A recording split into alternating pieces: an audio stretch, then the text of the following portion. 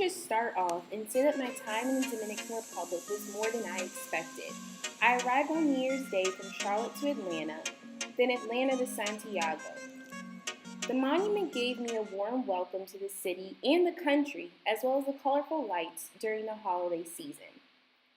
I met my host's mom, and we went to Navidad de las Luces, which was a parade celebrating Los Tres Reyes, and I also had the chance to understand the holiday culture of Latin America, which was filled with lights, music, costumes, festivity, and just enjoyment in general.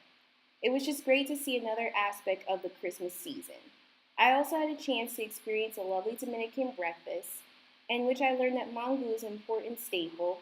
I met my student group and established connections quickly than I thought. I also developed a new love here known as plantain chips, enjoyed my first day of classes, my first night out, and our first excursion to the lovely mountain town of Jarabacoa. Estamos aquí a las Salto de Gino 1.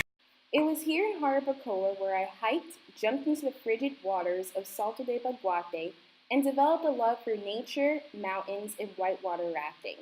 The following Monday, I experienced a baseball game in which the Águilas were defeated, but I enjoyed watching the country's favorite pastime and sport.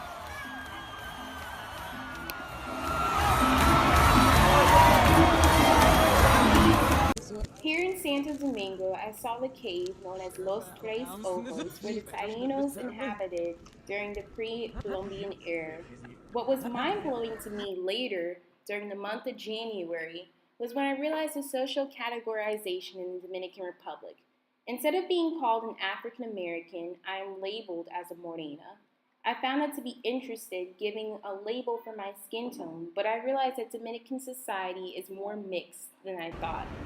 I learned more about this country and was able to draw comparisons based on my social status in the United States.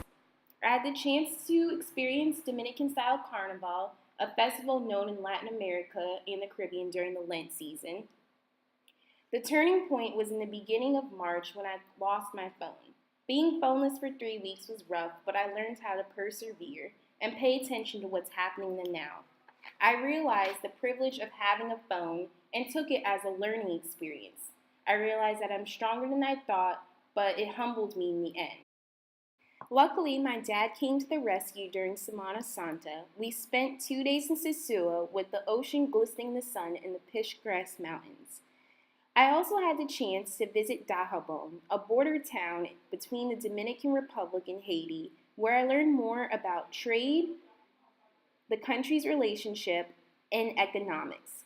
I spent time in Monte Cristi and learned how salt is deposited. Another humbling aspect of my experience was doing community service and supporting a fundación that aspires to bring emotional and educational development towards its community.